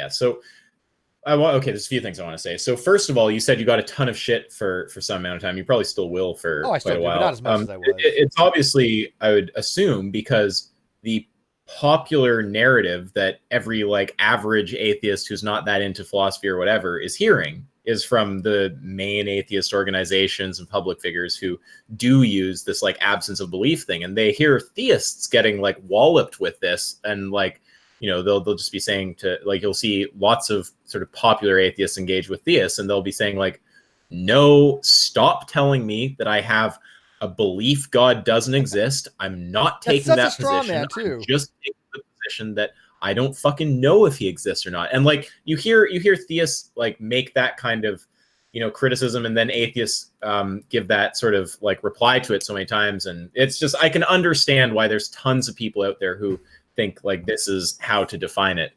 So that's probably why there's so much pushback there. And then for me, my whole take on definitions is, again, I kind of said it earlier, like, I don't really care. Like, use whatever you want as long as I can understand what you're saying. Where I have a problem is people like Tom who pretend to have some kind of standard by which they determine when you have to use the definitions experts use and when not, and they don't actually have any kind of standard.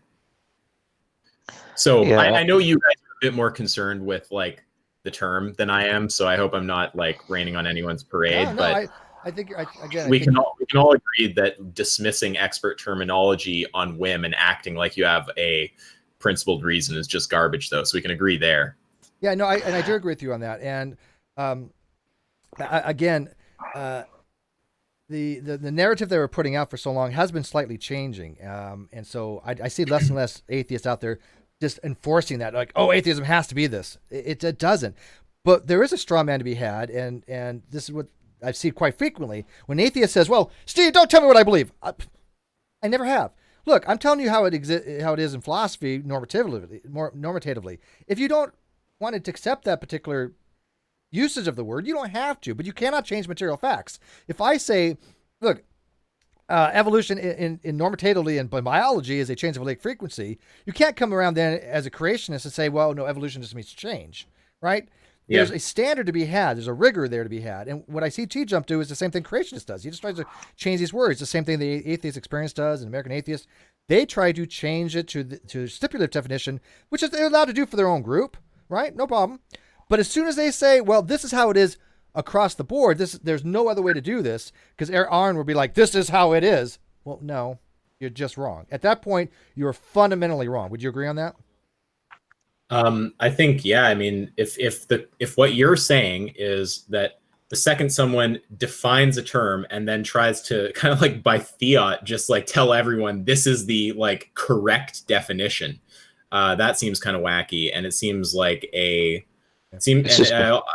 also think that we should generally we should notice that like experts use terms in specific ways for specific reasons. Like if you actually read, like, for example, the SEP article on atheism, like, you know, the reason he starts with that separation, where he talks about atheism being the negation of the proposition that God exists, is because it's useful. You don't want to be in one case talking about God existing, which is this proposition, and then on the other hand talking about this like psychological attitude you have towards proposition. You want something to contrast with the actual proposition, which is its negation, right? So like you can see and I'm sure there's more reasons than just that, but you can see why they would want to use that word. So I don't know if I'm directly answering your question, but my general take is anyone trying to say you have to use my definition by fiat, that's kind of crazy. Yeah, and I also think that people who are sorry, I didn't catch that. But I was just going to say, I think people who dismiss what the experts say without really understanding why they say it, or at least acknowledging that this is what they say, that's obviously also garbage.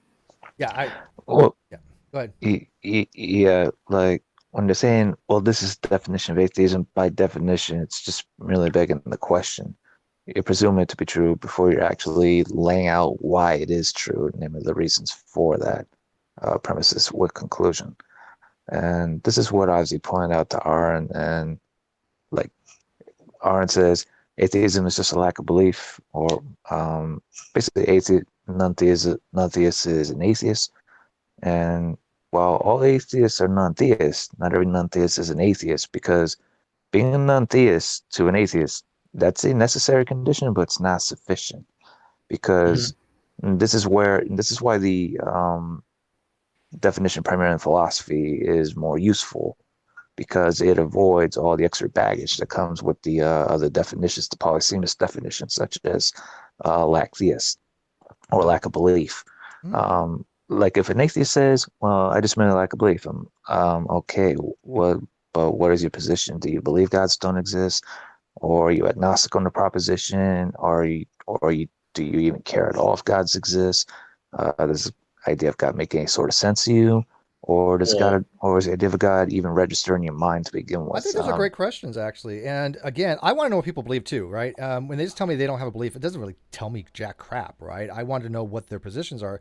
But I got to tell you, there's still that small, select group of atheists that are just so base level. All they do is parrot what they've heard off the atheist experience, and I can't have a conversation with them any longer. I just can't. I'm in a group on Facebook where I literally had somebody who claims to study philosophy, but every single word he says, it's word for word from Matt Dillahunty, an American atheist. And I'm like, no. But do you guys understand why I don't want to deal with those people any longer? I cannot just every single time I have somebody. I look at it this way. Look, you have calculus videos, right? And I'm not great at calculus, but I have a base understanding of calculus. Do you get though? I can't have a meaningful conversation on the intro level to a calculus if somebody doesn't even understand algebra, right? And they keep on saying things are just so fundamentally wrong algebraically. Then how am I supposed to have a conversation with them? And when I hear people parrot the atheist experience or parrot American atheist, and they don't understand the concepts, they don't know what a proposition is, they don't know the difference between a non-cognitivist and a cognitivist, and they don't have the base level beginning foundations to have an adequate conversation with, I don't want to waste my time with it any longer. I'm sorry. I don't mean to sound elitist. I'm not trying to sound, it's like I'd rather hit my head against the wall repeatedly. Why bother? You know? I want to add to that again. It's not just that they don't have some kind of knowledge, because there's plenty of people who are humble and lacking knowledge and just want to have an honest, it's the combination of lacking the knowledge and not giving a fuck. Yeah. Just going. That's what I feel with. Yeah, especially when they say you're wrong. I love when they say you're wrong, Steve. I'm like, really great. Okay, so the first thing I ask them, Isaac, is okay. Can you give me any evidence for this? Is there any philosopher that you know of that says I'm wrong? Is there any citation you have that says I'm wrong? You know how many times anybody's ever provided one? Never. The closest I'll say that, I'm going to grant some principle of charity here. The closest I've seen is somebody quote like SEP or maybe Oxford, but they're not reading it right. You know, and it's just like, oh my God, no, that's not. I've had people. You know how bad it is when people quote me the Atheist Page by Dr. Draper and they just don't understand what they're reading. It's pretty bad. Yeah, I mean, there's something really. It reminds me of study spamming. Like you get it when people get in empirical debates, which I'm not really. That's not my area, but. You know, a common thing that happens is study spamming, where it's like, well, here's a bunch of studies, and it's like, oh, look, give me a line number in that study where they say what you think they're saying, yeah, right? Yeah, exactly. That the study is not saying anything like what they think it's saying.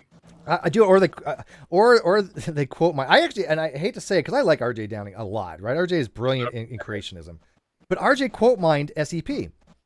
And I was like, he quote mined Flu's paper, Presumption of Atheism from 1972, which I've read multiple times. And I was like, RJ, you're doing right now exactly what creation is doing. Because no offense to RJ, again, brilliant biology and creationism, utmost respect for the guy. But I even told him, stay in your lane because philosophy is not your thing. You suck at it. I'm just being blunt, right? You know? And I say it kind of, flippantly, but he really is bad at philosophy. Just like Arn, same thing, just really bad at philosophy. But, He quoted something from Flu, and I'm like, you didn't really quote the whole thing. And I quoted the whole thing, and it totally substantiated what I was saying. Flu did hold to the position that atheism was the belief that God does not exist. He wanted to change it, which is the whole point of the paper. But all he did was quote the part where he was saying, well, atheism is, a belief that God, atheism is merely not believing in God. But that part, all that was he trying to change it to something like that. He recognized in philosophy what I was arguing, that atheism is the belief that God does not exist. So you got to be real careful. If you don't really read these papers, then it's so easy to quote mine. This is why I avoid trying to quote scientific papers, because I don't understand the scientific papers as well as I do some of the philosophical ones. right?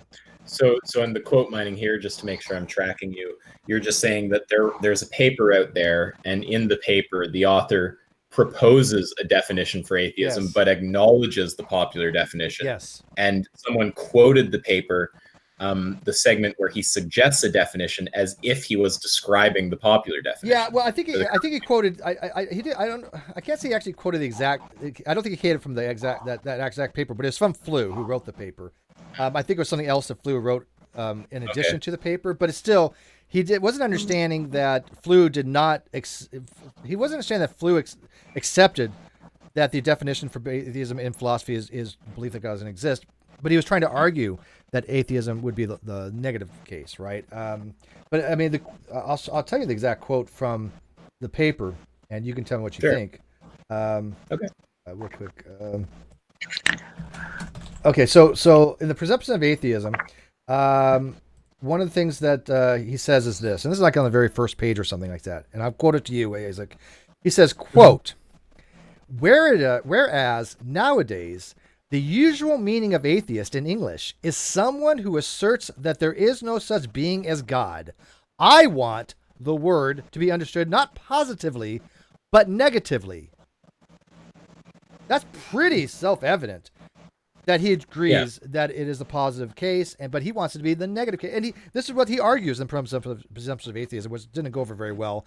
And if you really want to read a great paper that just annihilates it, it's called Rethinking the Presumption of Atheism by Burgess Jackson.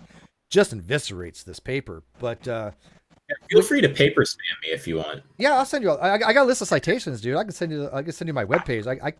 Every paper that I read that I kind of have a somewhat understanding for, or hopefully have an understanding for, I put in my citation list. Yeah, nice. Yeah, I don't bullshit. This is why people are. I hate to say it, but a lot of people are kind of intimidated by me because I don't fuck around when it comes to these discussions with evidence and papers. Because when you ask a base level atheist these questions, well, okay, well, where's your citations for this? Where's your evidence? They have none. And then they go into personal attacks every single time. Look at Tom Jump. What happens when Tom Jump gets cornered? Personal attacks every single time. We should just have we should have just a discussion about something we disagree with, just to show someone like Tom how to have a proper discussion. We should talk about we disagree about animal rights, right? We should talk about that sometime. Well, me and you, I think animals should have rights. No, just me. I don't think animals supposed to have rights, but I think we should have stewardship over animals. Well, the point is, if you're not vegan, we have let's not get into this topic right now because it's off topic. But the point is, I can tell from just speaking to you that if we have different positions, we're going to be able to sit there and you're going to say what you believe and I'll say what I believe, and we're going to talk it through and see what makes sense. And it's not going to turn into anything ridiculous. And if we disagree, we're just going to be like, well, look, we have fundamentally different values, or we can't seem to bring an argument to bear that is going to convince the other. It's not, I can just tell it would never turn into a shouting match. You're not an idiot. Right? That's why you're not an idiot. And I deal well with people that are not idiots. I mean, look at Jack. Sure. Jack Inkster, to bring him up real quick. He knows these topics really well. People disagree with him, and he can argue just about anybody. But the best conversations that I can sit back and just love to listen to is when Jack is having a civil conversation with somebody who disagrees with him. Love it, right? Let's love it. Sure. Real quick, let me give you an example in the live chat here. Somebody says, atheism is not a claim. Then they throw in the caveat period. Now, we all know that's bullshit, right? I mean, everybody who listens to my channel, anybody who studies philosophy, knows that statement is incorrect. But how do you go about explaining to somebody who has probably no or very little philosophical background, that doesn't read any of this stuff, doesn't read a paper, all they do is parrot the narrative, they parrot what they hear from atheist experience. How would you go about explaining to him that atheism is a claim? It most certainly is in philosophy. So what I would do is I would just point out that, look, you can define a word in whatever way you want to and just say that's what you mean, and I'll sit there and understand you on your own terms. But you should acknowledge that, if you go look at the SEP, it's going to give you a different definition of atheism. There's a reason philosophers talk like that, and at least be aware of how the term is actually used before giving some kind of insistence, right? Yeah, you can use it if you want, but at least just acknowledge how it's used among philosophers. I think that's a brilliant answer. And I say pretty much the same thing. I'm like, look, if you acknowledge the way the word is used normatively in philosophy, but you want to argue that there's other better utility or other usages or other definitions that have more utility, you can argue that. Now, I can have those arguments as well. But those are a matter of opinion when it comes to utility, right? There are material facts in the matter to be had. As soon as somebody says that's not how the word is used in the domain of discourse of philosophy, they're automatically can be shown to be wrong. There's an objective fact there that you can look at. Would you agree? Yeah. I mean, if they say the word is categorically used like to refer to just an absence of belief, I mean, you should just send them an SCP page. Be like, well, that breaks your categorical statement. I mean, it would just be a silly thing to say. So okay. So real quick. So you said that. Let me ask this guy George in here. I'm not sure. I'm not sure if I know which George this is. But so George, would you agree that if you go read the literature, you go read SCP, Oxford, Cambridge, IEP, many other papers, that in the domain of discourse philosophy, the most common understanding among, I would say 99% of the literature, if not more, is the understanding that atheism is a claim. It is the belief that God does not exist, or the negation of theism. How you want to word it, they're all, it's kind of synonymous. But it is a claim because it is the belief that God, there are no gods in the universe. The universe is devoid of gods. That is how it's commonly understood in the field of philosophy when you say atheism. If you understand that, and then you want to go argue, well, yeah, I get that, but you know what? I do think that it's better to use it in the negative case. And let me give you reasons why. I like those discussions, but those are opinions. But I can also show that when you do that, those lead to things like contradictions and category errors and absurdities. Those are fine. But when we get into that kind of argument, I use actual, logic to show those as evidential. As a matter of fact, Isaac, did you get a chance to read my proof about weak theism and weak atheism? No, I didn't get a chance to make it through that because of the. Will you get a chance? Will you? I will read through it. I would appreciate it. Now, I've had people check it out. I had Stephen Hoyt review it, who's very good at logic. And I've also had Dr. Bill Ziemer, who's the head of the Cal State Long Beach Department of Mathematics and Logic, review it. I was friends with his wife. She went to my high school. And he's a great guy. So I've had people look at this argument. I have not seen anybody show that the logic is incorrect. So I had a discussion, in the live chat on the hangout tonight, the debate they had tonight, somebody was saying, well, you use bad definitions, Steve. I'm like, what the hell does that got to do with logic? Look, I mean, I'm not using any kind of stipulative definitions for logic. I mean, when you say something in logic, like, P implies Q, P therefore Q, that's any logician is going to know what that means, right? They're going to understand what modus ponens means. I don't have to come up with any stipulative definitions for those things. So if you're going to argue that my logic is wrong, argue it as just regular classical logic, right? I mean, you don't need any stipulative definitions. I'm arguing a case that if an atheist uses a stipulative definition of, it's merely the lack of belief in God, the theist could do the same thing. They could just mirror it and say, well, theism is just merely the lack of belief that God does not exist. They're the same position. Matter of fact, agnosticism is both weak theism and weak atheism. And they're like, well, that's redefining theism. I'm like, well, that's what you do in atheism. That's the same thing. You're taking the same. I'm taking the same argument, and I'm just putting it to theism and putting it to a logical format. And if you say that's wrong, either one, you don't understand the logic, or two, you're special pleading. That's it. Well, yeah, if atheism is just the absence of belief that God exists, that is just going to be, that's basically just I would say redefining it as agnosticism. Right, yeah, it is. It very much. Well, there's, logically the same. There are some epistemic issues that are different, but yeah, not believing the proposition, it's still agnosticism. This is where it gets in the problems because there are epistemic differences. But both an agnostic and somebody who doesn't believe the proposition are both logically the same position. They're both not believing the proposition unless you believe the proposition is false or whatever. I mean, if you're a theist, you believe that the proposition that God does not exist it's false.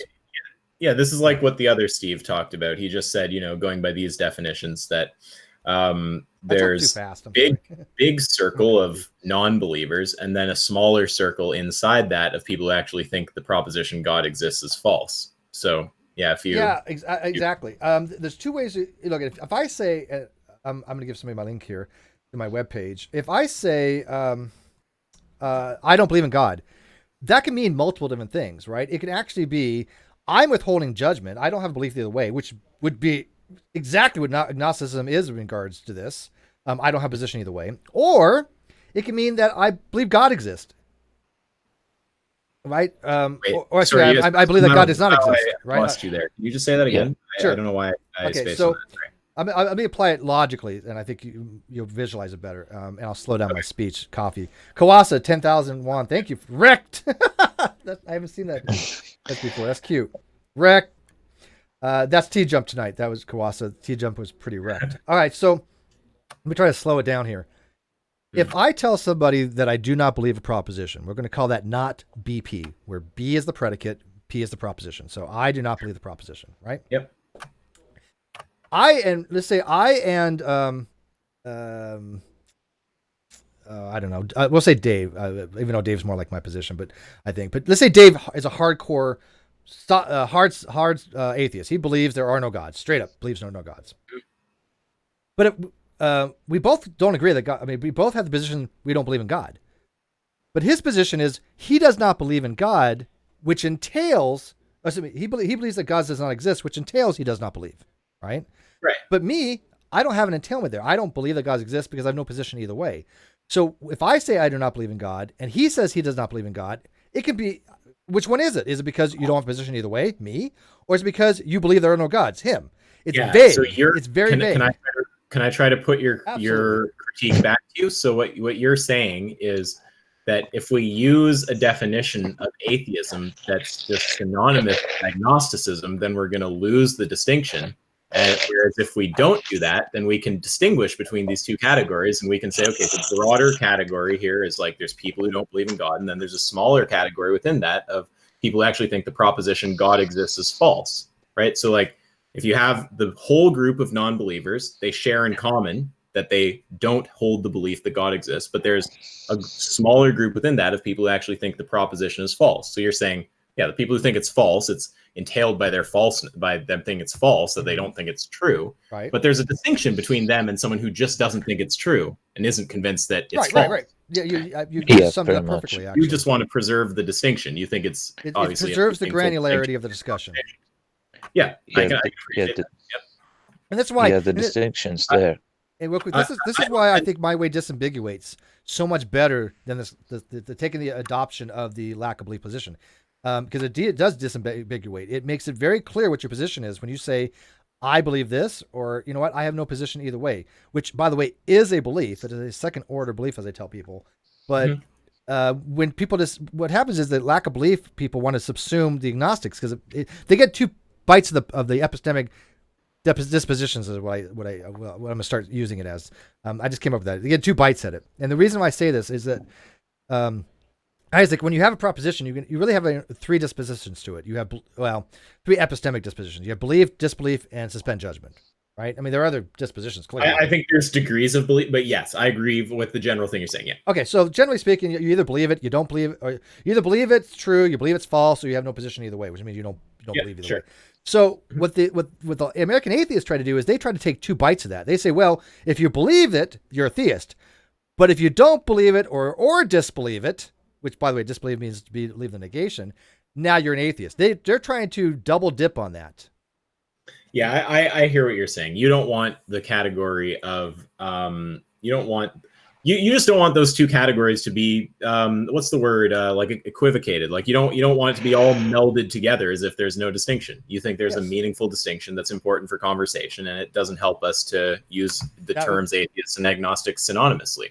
Yep, that would be my utility argument as well, because it's more granular. Yeah. Now I have to confess that I'm not familiar enough with the literature to know how broadly each definition is used, but I understand that there's certainly a popular definition. I'm fully open to it could be the majority of the conversations that happen by this definition. And that definition is, of course, that it's the proposition God doesn't exist. So I mean, like, I don't, again, I don't crack down on people for what their definitions are, but if anyone wants to deny that usage is like commonplace or that there's like value to it, or like, I mean, it's just silly. Of course there's value to it. Of course it's commonplace. Of course there's reasons to do that, and just denying all that and not really giving a good case for it is just silly. Yeah, no, you brought up a really good point. Let me ask you this real quick. Sure. if you don't use the let's say that the theism has a proposition to it. Obviously, God exists. If you don't say that atheism also has a proposition, God does not exist, which is the negation of the proposition of theism, right? And by the way, that's what SEP right off the bat says. It is the negation of theism, meaning that it's negation of the proposition, not the belief, but the negation of the proposition. So if there is a proposition to be had for atheism, can be true or false. Atheism can be true or atheism can be false. That makes sense, right? It's truth apt. But what happens if you just redefine it to Tjump's thing? Well, I shouldn't say Tjump because he has idealism or whatever. But let's say you do define it to a lack of belief case, right? Atheism is merely not believing. That no longer is propositional. It no longer can be true or false. So it makes no sense to say atheism is true or atheism is false. I think that's a silly way to approach something because especially if you can have a conversation on argue or debate, you want to treat things propositionally. Is atheism true? You can't do that in the lack theist position. This would all fly clear over Tom said, though, because he doesn't comprehend what propositions are or what kind of things are capable of having truth value. Like he probably doesn't understand that it's not possible for atheism by that definition to have a truth value. Right. Because he doesn't understand truth aptness. No, he certainly doesn't. God, it's so nice to talk to somebody that knows what the fuck they're talking about for a change. No, I get people on all the time. Well, again, I don't want to overstate it. But you do have an understanding of these things. Let's be realistic here. I've seen your understanding. I know you have an understanding, probably way better than me. But there's some basic stuff that you just learn along the way, right? I have enough of an understanding to know that Tom Tjump is a moron who just doesn't know what he's talking about. Wait, okay. So that means I do. But Tom Tjump thinks I'm the idiot in this. Look, I've talked to both of you, and I think that I have decent evaluation of people, and I evaluate you to be an honest actor, and he's clearly a dishonest actor. I mean, to be fair, that shouldn't even need to be a compliment. It's like you're not a fucking liar, Steve. Like, I guess. Like, you'd be surprised what people accuse me of. It's ridiculous. You were saying, Steve? Well, I hate to cut this short. Yep. It feels really rude you invited me on. Now I have school at 7:30 in the morning these days, so I need to. Let's finish it up real quick, then I'll get you going real quick. Don't leave yet, Isaac. Steve? Yeah, Isaac, before you leave, there's one thing I wanted to mention when you brought up animals. Cats don't have belief, guys. What is your response to that? I kind of argue cats do have beliefs. You cut out. Sorry, I couldn't hear. What did you say? Well, it was a $2 super chat I sent. It was particularly the Tjump because somebody mentioned it, asked if Tom was a rock atheist, and I don't think he was. No, he's not. He's not.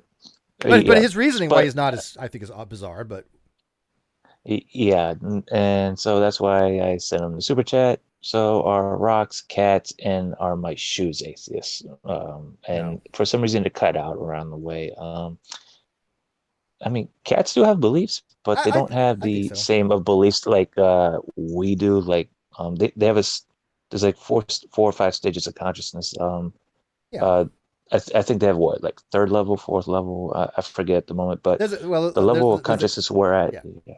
The level of consciousness we're at, we can assent to propositions. We have that critical understanding of that. Cats don't. They have no. They're just basically what is going on in the moment around them. They're not.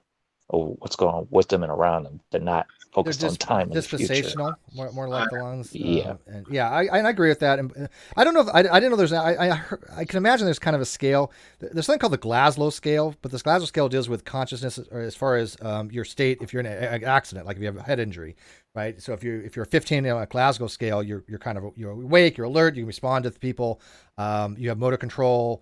But as you start having higher head injury, your diminished capacity, your reflexes, your dilation of eyes. And so I call that the Glasgow scale. But we're going to wrap this up. So real quick, thanks for people listening. Atheism Unstoppable is going to have, I guess, a hangout.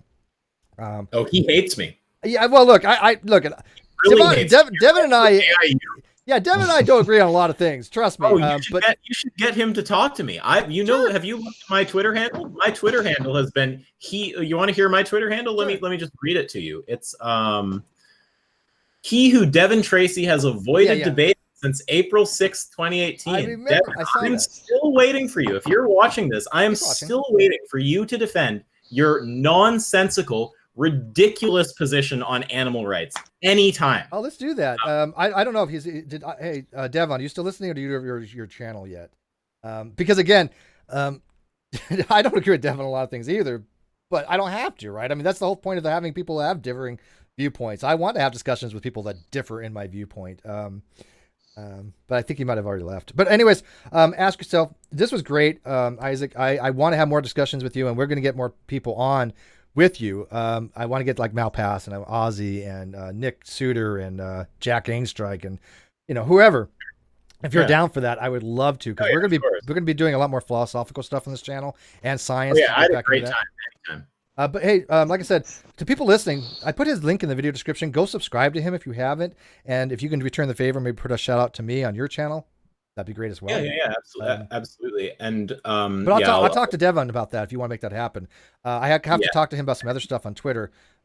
I'll ask him about you and see why he won't debate you or discuss it. I'll say, as much as I do shame him for publicly making criticisms of me for hours on end and refusing to defend them like a little bitch, I am, of course, happy to politely talk to him. I'll start from a very polite position. He'll only get rude if he's evasive and dishonest. Well, I tell you what, I would moderate, and I would keep Devon from doing that. I don't like the degradation of topics, and I know he can be like that. I've watched his videos. Oh, I think to be totally honest, I think he's horrified to debate me. I think he knows that I'll wreck him. So we'll just see. You're a friend of his. You're not going to comment. I get it. So we're acquaintances. Well, yeah, but you're not going to, So, and there's one other thing I was going to say there about sharing I'll put a link on my channel to this, and I forget the other thing, but I'm happy to have any of those conversations. That all sounds great. Love you put a shout out. And what, just so I know your position on animal rights, you would argue animals do have rights?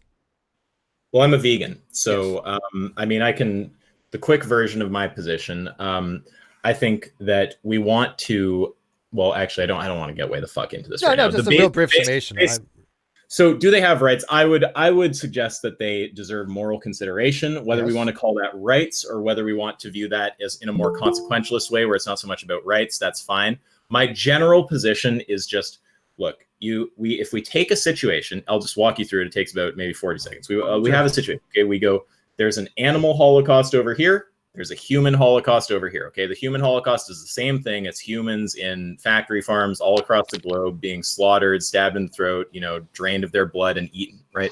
Everyone says the human situation is wrong. Some people don't. Any of those people, I mean, that's enough for me to end the conversation right there. Okay. And a lot of people are not convinced the animal situation is wrong, and some even think it's okay. So the approach that I take is I just ask, what is it that's true of the animal holocaust that, if true of the human holocaust, would make you think that it's morally appropriate? And people will try to answer. They'll say things like, well, animals are less intelligent. Okay, are you comfortable killing the disabled? Oh, well, it's natural to kill animals. Okay, well, it's pretty natural to kill humans. Humans have been doing that forever. Is it okay to kill people? Animals eat each other. Well, humans have eaten each other, right? Is it fine to? So it's a sort of consistent. Yeah. I tell you what, I would love to listen to that discussion. I do agree with you wholeheartedly on the first thing you said, though. Whether or not they have rights or not is a different question. I think they are objects of moral consideration. I think as stewards, we should be considerate and treat them as intelligence, that to the degree that they should be.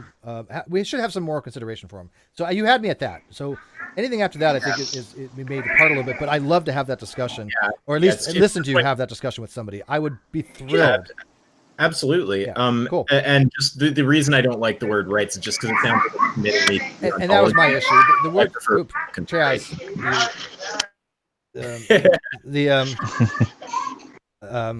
the whole rights thing gets into a whole different legal stuff, and so that's why I avoid the word rights. But anyways, real quick, let's wrap this up. Chris and Chaz, you came in late. I don't know what to tell you guys. We're ending it. So you guys want to give a quick summation, and by the way, if you got Jet, Isaac, go ahead. But I do. I'm sorry, because you guys are. I should go and sleep, though. I have sleep. I got to get. Yeah, thanks so much for having me. I actually really, really like this conversation. It was good meeting the other Steve too. Good talking to. I'm going to introduce you to a lot of people. Yeah, well, hit me up anytime. Oh, this was the other thing I was going to say. You mentioned linking channels. If anyone listening wants to get involved in these kind of, conversations, I have a Discord server. It's actually the biggest vegan Discord server, but it's just a lot of it is general philosophy, talking about logic, lots of debates. We have actually a bot in there that can teach you propositional logic and check arguments for validity and stuff. It's a really cool space. So, yeah, if you want more of that, then the Discord is probably a good place to go. Is that where Jack's hanging, by the way? Jack's in there some amount of the time. So yeah, and you should come there too, actually, Steve. Yeah, I'll pop in, definitely. I'd love to. If you want to talk, if you want to just catch me casually, that's like the best place to go. All right, will do. Thank you, sir. And like I said, I appreciate any shout out. I'm trying to build this channel up a little bit more because I'm trying to. We're going to be building the non sequitur show up as soon as I hopefully get it back. And once we have you on there, we'll I'm going to use that as a vehicle to promote other channels. So anybody who helps me out now, there'll be reciprocity there. I will definitely shout them out, and we'll get thousands of subs to people eventually once we get back to our 35,000 that we had before. I would not need any reciprocity to share a nice conversation like this. I like you. Can we keep you? Yeah. All right. Have a good night. Thank you, buddy. Chris or Chaz, did you guys watch the debate? You guys want to weigh in real quick? Because I do got to get going myself. Yeah, I'll be quick. I just sort of popped in to just quickly say hi. I missed the debate, but I try and avoid Tjump because it's always the same kind of stuff. It's just I'm actually starting to think he's actually a Christian plant. He's wow. I don't know what he's doing. Surely there's better people out there. I don't know. Was that too nasty? No, not for me. Steve's like, I know you love him. By the way, I'm glad. Did you guys like the way that I did the group thing? I can send the link out to the pre-vetted group people. It's handy, right? It's convenient, right? Yeah, pretty much. Yeah, makes it easy. I saw it a bit late, but no, that's okay. That's okay. Next time. What we can do is we're gonna be running the hangouts late at night. I just got to finish soundproofing my room. So as soon as I do that, then I'll be having late night hangouts, especially for people that are overseas, and we can continue to have these discussions at a later date.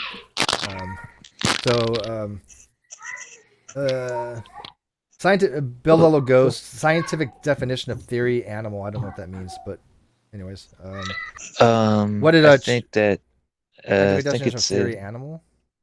Let's see. I don't know what that means. I think he's asking for the scientific definition of animal.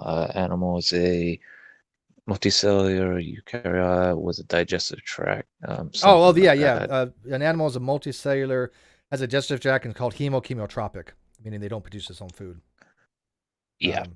I remember that. Hey, you know what? I drink coffee. For some reason, I get a little smarter than I do before I drink coffee. I don't know what it is. My mind is a little more active when I drink coffee. I think I don't have depression. My brother did. But I did have some problems below at one time, I think, with serotonin levels. And I think coffee helps that. I don't know, maybe not, but I don't have any kind of chemical imbalance now, but at one time I think my serotonin was dipping down for some reason. Chaz, we got anything to add? You're muted. Oh. Well, this wave. To summarize it, do not basically avoid Tjump at all costs on a topic of philosophy or epistemology. There you go. Actually pick up a book on it and read it for yourself. Vibrant Brantley had a super chat. I missed that. I'm sorry, Vibrant. How was your lasagna? It was burnt. I got a picture. I literally took a picture of it because it was burnt because I left it in just a few minutes too long. I will put the picture on Twitter. So if you want to see how my lasagna turned out, go to Twitter, add me at Steve McRae_, which you should be doing anyways. But I'll do that after this hangout, and you can see what happened to my lasagna. It was still good. I ate it. I ate the whole freaking pan, which was a lot of calories, like 2,500 calories. I was starving. But I'll show you, Vibrant. And by the way, Vibrant, send me an email that I'll talk to you later about that. But anyways, thanks for watching this. Dave, this was a lot better than I expected for an after show. This was really fun for me. And hopefully tomorrow maybe we can get with Ozzy. I don't know. But anyways, guys, thanks for joining, and we'll see you later. Peace. See ya.